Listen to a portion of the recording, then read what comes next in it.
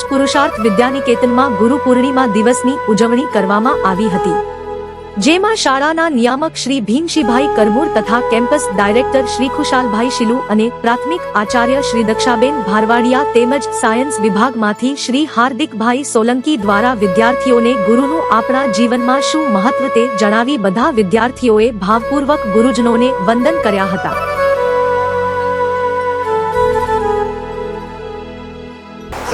शिक्षक ने रिस्पेक्ट आपे, नमस्ते करे, पगे लागे, माँ बाप ने બધું કરે, પગે લાગે, પણ માँ બાપનું અને શિક્ષકનું કયું ન માને, માનતા બહુ હોય એટલે શિક્ષક વગર હાલે નહીં, શિક્ષક રજા ઉપર જાય તો અમારા